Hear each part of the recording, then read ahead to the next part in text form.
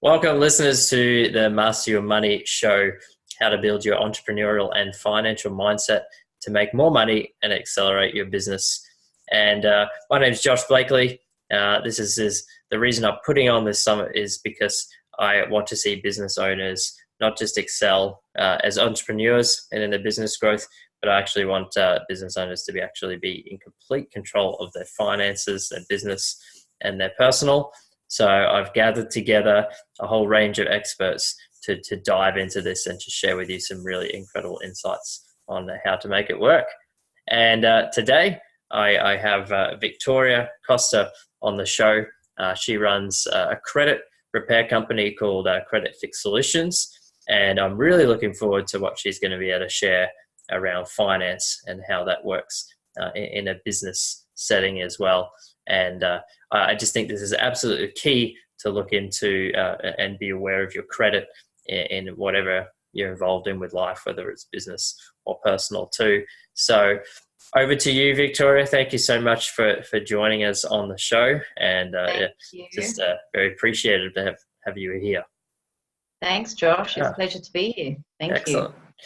So to start with, I'd like you to tell us a little about who you are, a little bit more about what you do in your business, and where you're heading in that direction as well.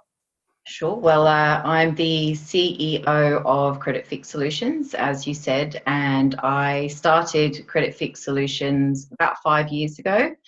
I've been in the finance industry for a long, long time, so about 20 years now. And I used to be in finance broking and home loan processing and all sorts of areas to do with finance. And around about the time of the GFC in Australia in 2007, what I noticed was that a lot of families were finding it difficult to obtain finance due to bad credit, drop in, price of housing, etc., loss of employment because of the GFC, as we all know, and credit repair became a huge industry. And so I figured a quick shift across to credit repair would be quite easy. I started working for a credit repair company, and I really, really enjoyed the work. And the only thing about it was that the company I worked for charged upfront fees.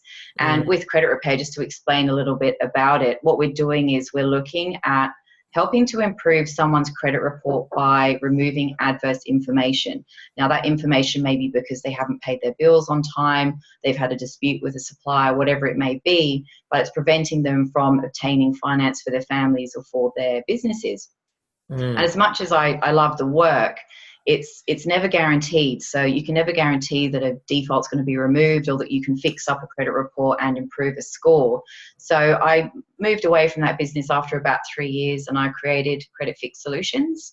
So that was my little baby. I started that out of my son's bedroom, just off I think it was a dodgy old computer at the time, single parent. But I just felt the need to provide Australia with great advocacy services, but at no result, no fee.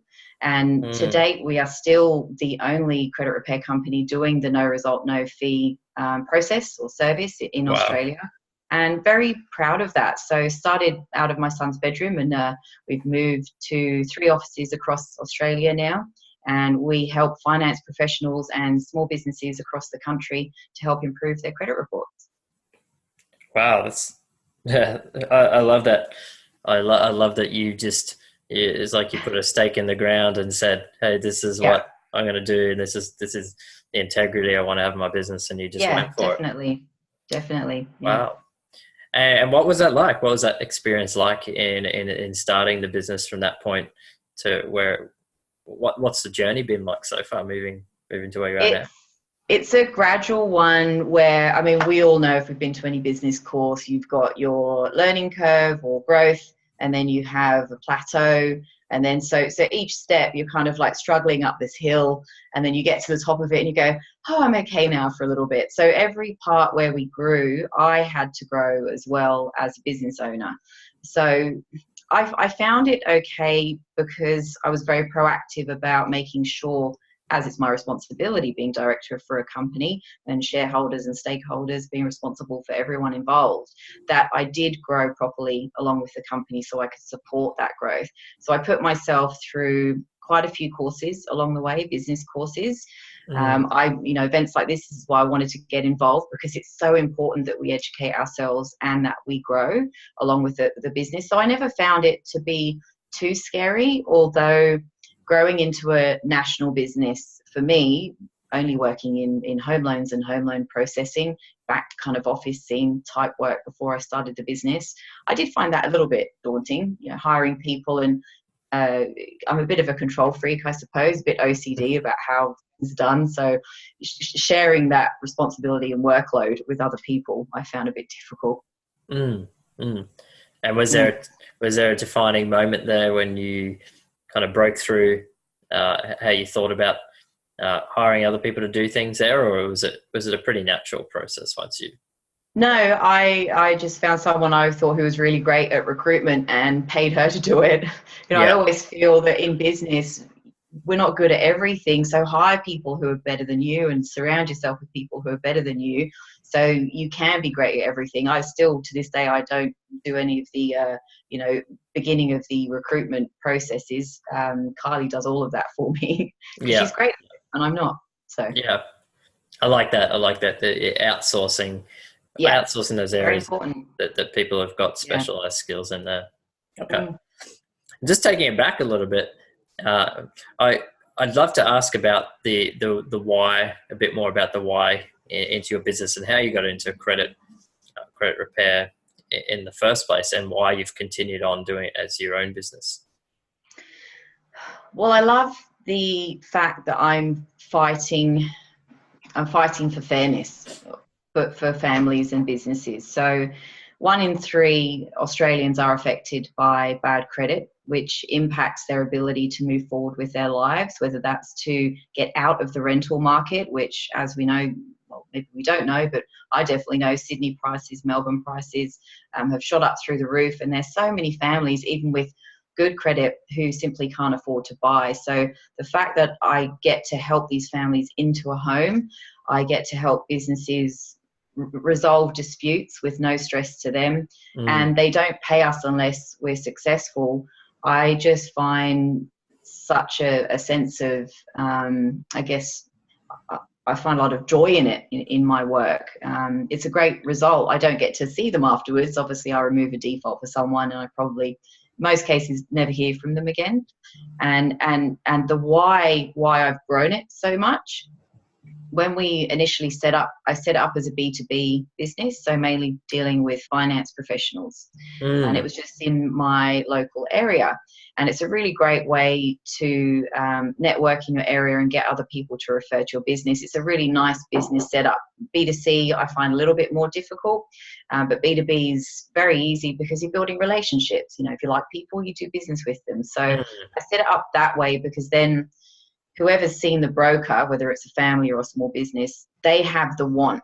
Because whenever you're doing a business transaction, there can't just be a need. People don't need to fix their credit. There has to be a want. Why do they want to fix their credit? They want to fix their credit because they want to buy a home. They want to buy a car. There has to be a want before. Nobody wants to go to a credit repair specialist. It's not like I'm selling holidays or really nice makeup products. It's definitely a needs-based service. So dealing with finance professionals definitely was part of my why, because in one of my first ever meetings, I was talking to a local finance broker, and he said, I remember this very clearly. He said, Victoria, what you're providing for finance brokers and their clients is really, really valuable. And you've actually kind of got an obligation to put it out there in the universe that you've got this service available. There wasn't anything like it at the time, and there still isn't. There's the occasional small credit repair company popping up here and there, but none of which have got the level of expertise that we do, or knowledge and experience in the industry. And when he said that to me, I thought, oh, I actually do, because the amount of times I get calls, or my staff get calls, of people who've gone to other credit repair companies and they've been completely ripped off. They've paid $1,000 up front to get something fixed on their credit report, and absolutely nothing's happened, and they never see that money again. So it's really, my why is I have an obligation. I have this talent, I have this knowledge, I have this ability to really help people to improve their financial futures. So yeah, there's the why, I suppose. Mm, yeah, that's excellent. I love that you get to really dive into what it is that the customer really wants, and Yes. what is that life goal, or what is that really key area that they're wanting to reach, Yeah. and they've got this thing in the way blocking them, and that you're able to Mm, help them do that. And it's like a risk-free decision for them at the start, isn't it? Doing that, yeah. I really like. Totally. Is Totally. there a difference between how you might approach someone with business to maybe someone who is not involved in that business arena You as a referral partner or as a client? as a client?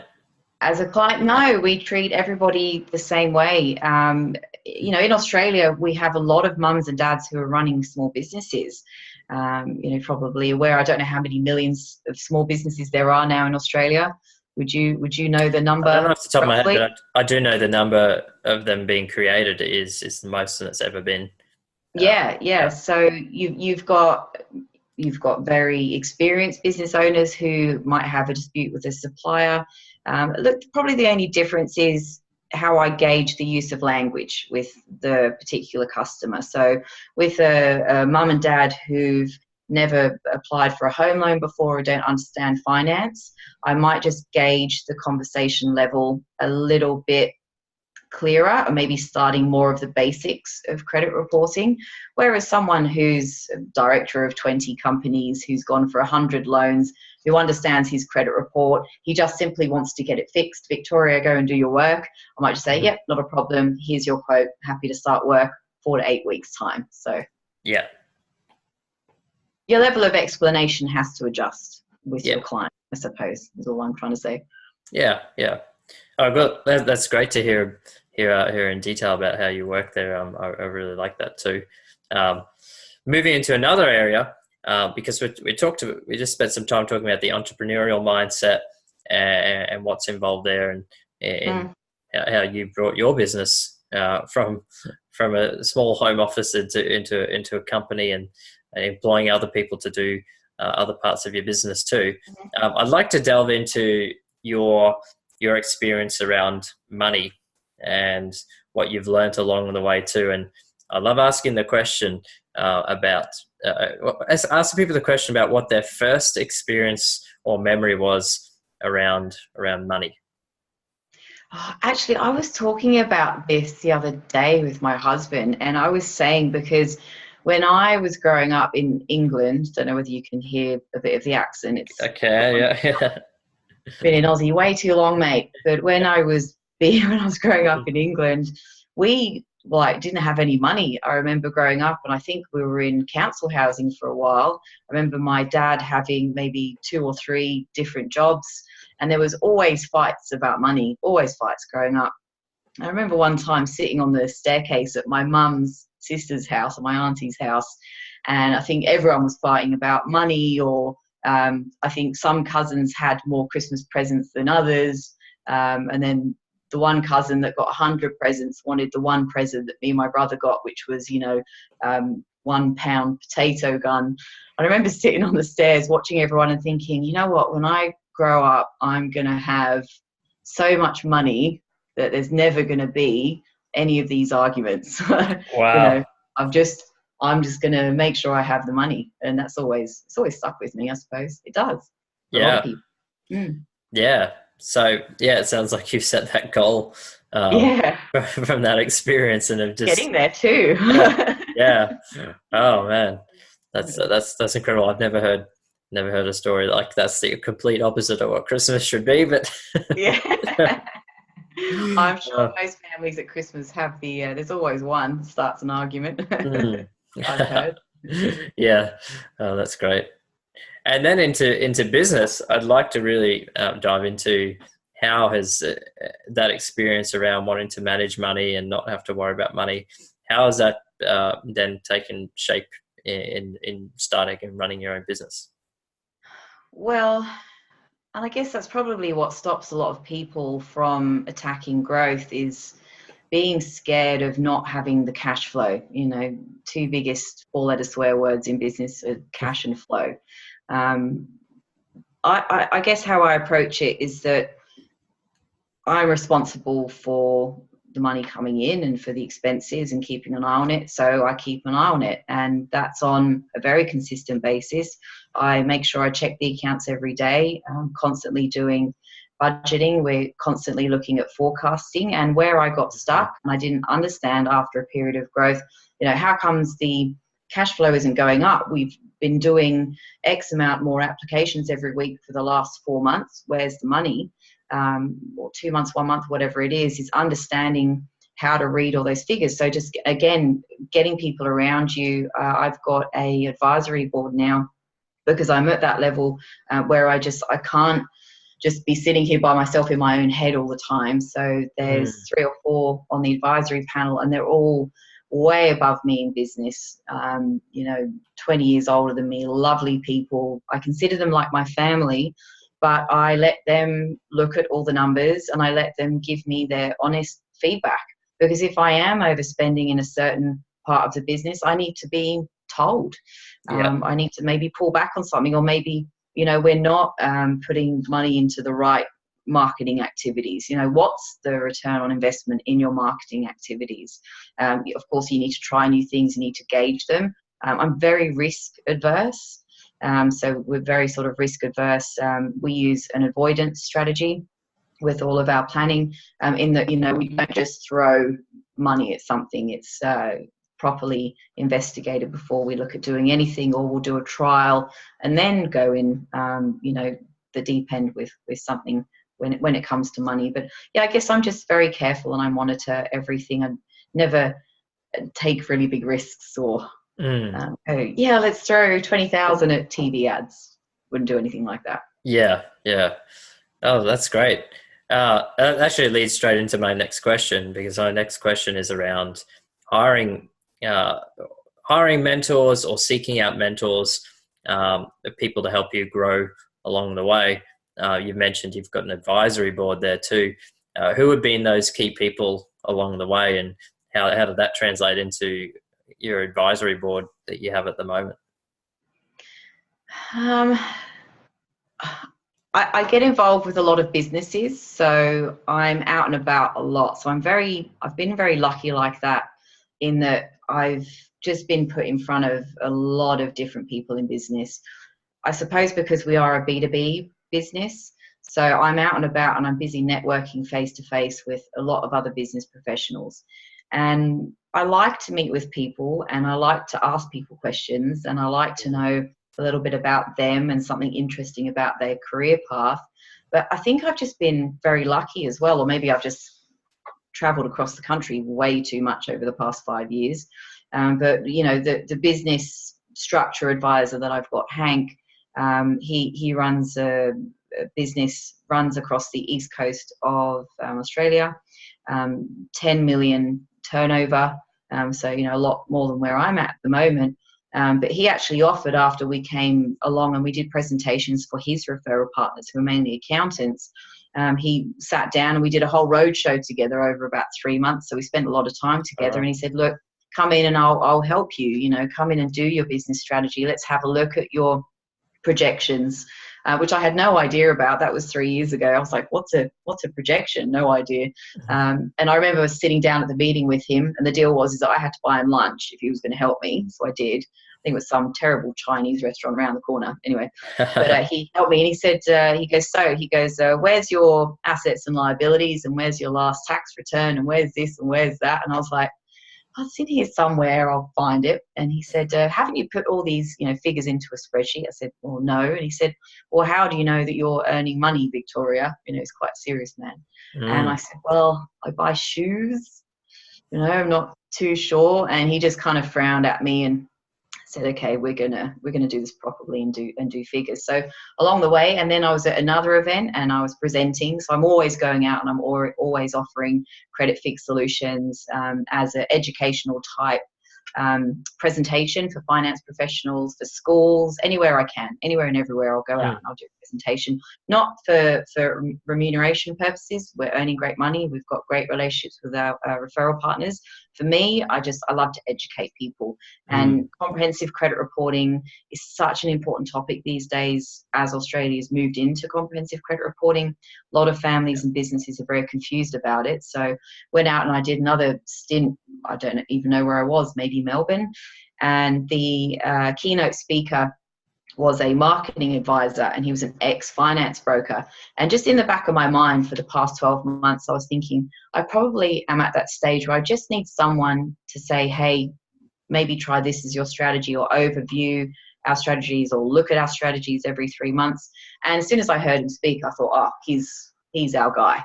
He's going to be our marketing advisor. So I've just slowly got to know people through networking, and I can't advocate networking enough. It's such a fantastic marketing strategy, and low cost marketing strategy to incorporate. Even if you do it once a month, business networking, the people you meet is just incredible.